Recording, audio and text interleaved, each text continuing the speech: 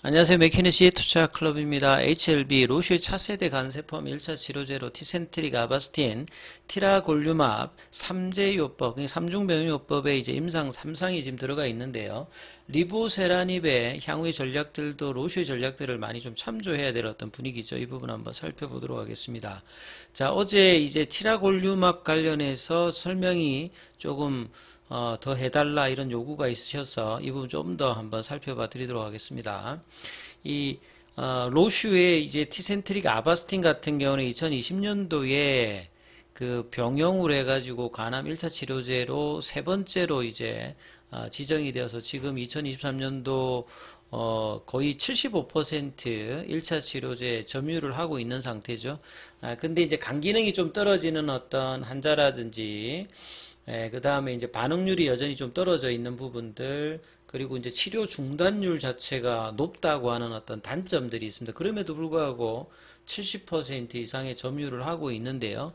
그럼 로슈는 이제 이런 부분들을 그대로 뭐 끌고 가는 것이 아니라, 또 이 티라골륨압을 3중 병용을 해가지고 이 부분을 극복하는 지금 임상을 진행을 하고 있거든요. 이미 임상 1, 2상 관련되는 모피어스 리브 연구 결과가 올해 그 6월 달에 아스코 2023에서 공개가 되었습니다. 그래서 3상 관련되는 부분들도 대규모 임상을 지금 이제 진행 중인 어떤 상태로 이제 기사가 되어 있는데요.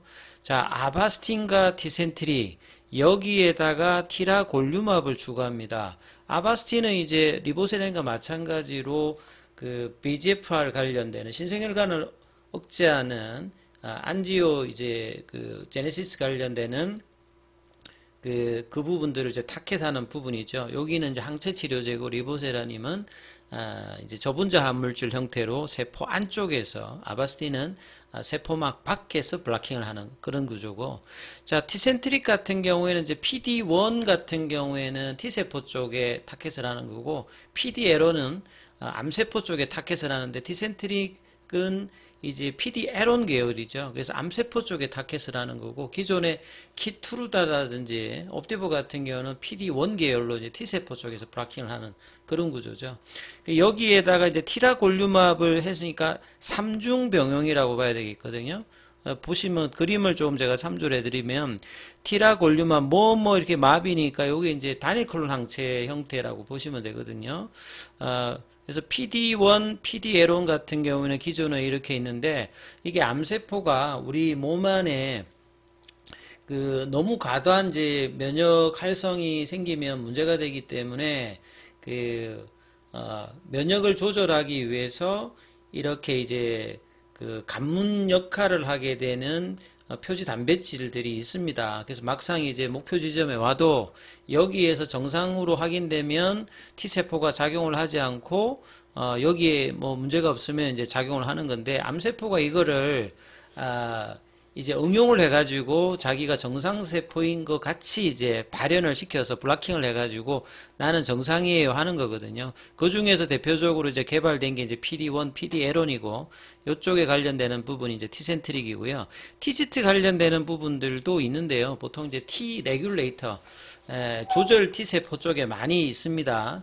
여기하고 이제 암세포 쪽에 이제 수용체는 PVR인데요. 그러니까 이걸 이제 타켓으로 하게 되면 좀 더 기존의 어떤 반응률이라든지 이 부분들을 올려갈 수가 있습니다. 그래서 T세포 공격을 중지시켜 가지고 체내 면역 체계를 좀 못하게 하는 부분들을 PD1도 있겠습니다만, 요 이제 TGT 관련된 부분까지 이제 타켓을 하게 되면 좀 더 이제 효과가 높다 해서 이제 하는데요. 요 보시게 되면 이 PBR 여기에다가 이제 블락킹을 하든지 이쪽에 하든지, 그래서 여러 이제 개발사들이 이 부분들을 개발하고 있거든요. 지금 보시게 되면 요 티지트 타겟팅 이제 안티바디 항체 관련되는 부분에서 로슈와 이 길리어드와 그 다음에 중국의 이제 베이진사 이 머크 이런 데서 이제 개발을 하고 있는 상태입니다. 근데 최근에 이제 이 분위기 자체가 이 티지트 관련되는 부분에 실패가 많이 일어났어요. 로슈 같은 이제 티라골륨암 같은 경우에도 뭐 폐암 쪽에서는 많이 실패를 하고 이제 이 임상이 스카이스크래프 관련되는 부분이 10개가 진행 중인데 2개가 실패하면 좀 암울했는데요. 올해 이제 그 로슈의 제품이라든지 뭐 머크의 제품에서도 나름 좀 긍정적인 이야기가 폐암 쪽 말고 간암 쪽에서 나왔어요. 그래서 이 결과 데이터를 보시게 되면 이게 결국 이제 면역관문 억제제로 어떤 항암제에서 쓸 때 가장 중요한 게 일단 반응률을 올리면 부작용 관련되는 부분들은 면역관문 억제제에서는 좀 떨어지는데 여기도 보시게 되면 ORR 관련되는 부분 반응률이라든지 PFS 값인데요. 여기에서 지금 위약군 대비해 가지고 ORR 관련되는 부분이 4배 정도로 높습니다. 이 ORR이라고 하는 거는 이제 CR과 그 다음에 PR 그 다음에 이제 이 부분들을 합친 거죠. 그 다음에 무진행 생존 기간이라고 하는 것은 이제 다시 이제 암이 재발할 때까지 기간인데요. 삶의 질에서 이거 굉장히 중요하잖아요. 여기도 보면 이제 11.1개월이고 4.2개월이니까 3배 가까이 늘었습니다. 보통 이제 이 임상이 이제 인브레이브 1호인데요. 본래 아바스틴과 티센트릭의 인브레이브 150에서는 이 부분들이 좀 어떻게 나타났냐면 그 반응률 자체가 그 본래 이제 150 같은 경우는 30% 나왔거든요. 거기보다 ORR 값이 더 많이 늘었죠. 그 다음에 PFS 값도 6.9개월이었거든요. 그래서 티라골륨압을 추가를 했더만 본래 나왔던 것보다 PFS 값이라든지 ORR 값을 훨씬 더 많이 올렸다는 말이죠. 그러면 지금도 티센트릭과 아바스틴 같은 경우가 간암 치료 시장에서 막강한 어떤 이제 점유율을 하고 있는데 이 틈을 리보세라님이 베스트 인 클래스로 이제 내년도에 허가 이후에 올려고 하는데 로슈는 또 가만히 있는 게 아니라 티라골륨압을 통해 가지고요.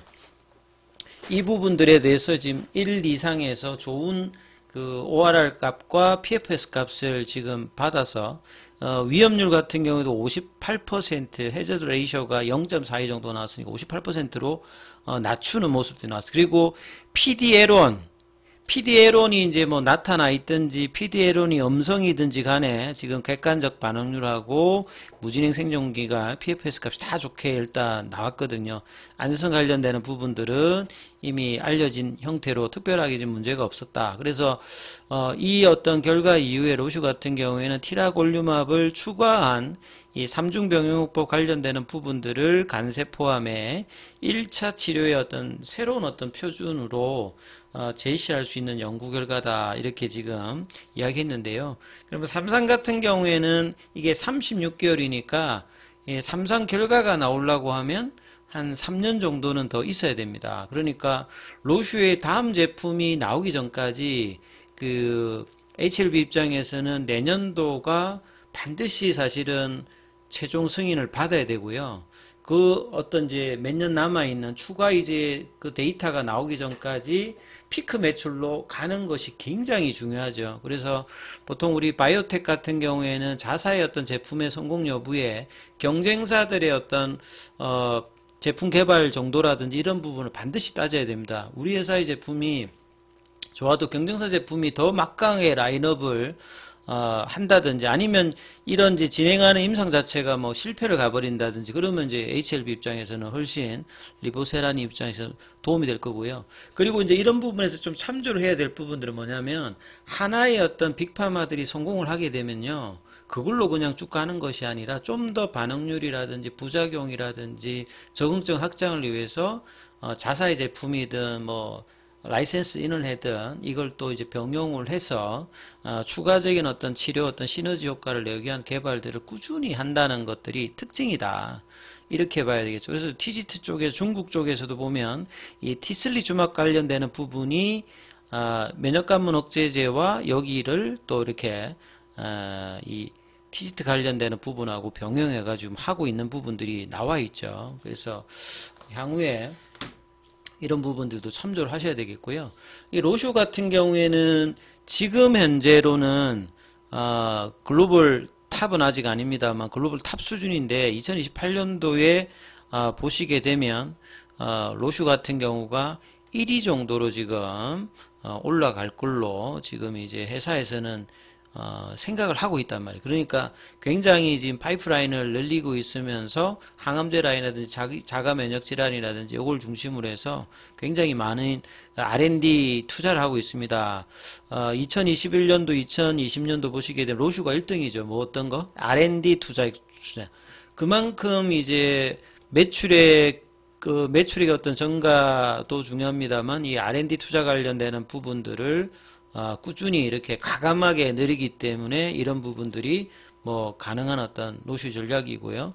그래서 지금 아바스틴은 이제 조금 이제 그 주력은 아니고요. 이 티센트릭과 그 다음에 이제 이 티라골륨암, 예, 여기를 어떤 주로 해서 이제 삼상 피보탈 관련되는 부분들을 굉장히 많이 여러 적응증에 지금 준비를 하고 있고, 그 다음에 디센트릭 같은 경우에는 이제 뭐 세포독성 항암제와 더불어 가지고 어주반트, 그러니까 수술 이후에 간세 포함해서도 쓸 수 있는 형태를 쓴다든지, 티센트릭과 이제 티라골륨암에다가 뭐 이게 세포독성 항암제를 써가지고 하여간 여러 조합으로 지금 여러 암종의 확장을 하고 있다.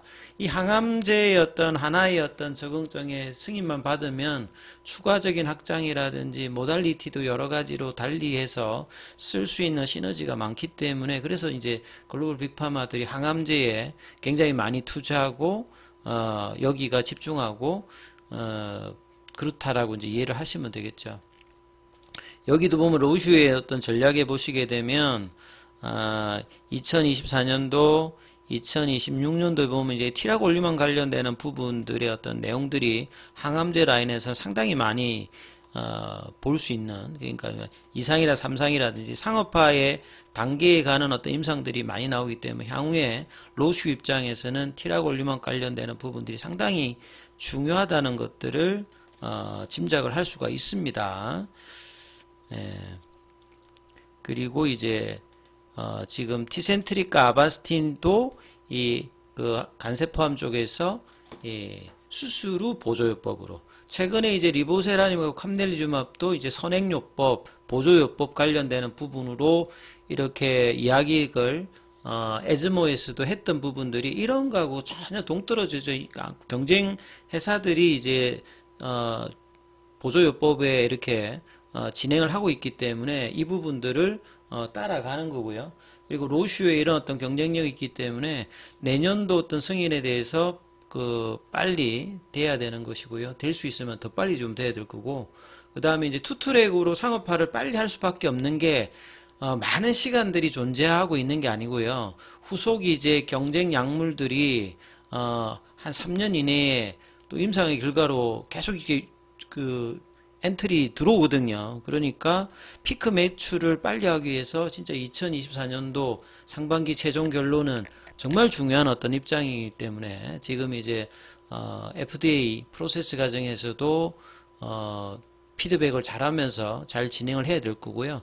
그 다음에 승인 이후에 그냥 좋아할 것이 아니라 어떻게 좀 적응증을 확장시키고 어떻게 병용을 하고, 그 다음에 이제 라이센스 아웃이라든지 이런 어떤 다각화된 어떤 비즈니스 모델을 구축하면서 이 간세포암 관련되는 부분에서 마케팅 전략을 삼아야 된다. 이렇게 이해를 좀 할 수 있을 것 같습니다. 일단 여기까지 하겠습니다.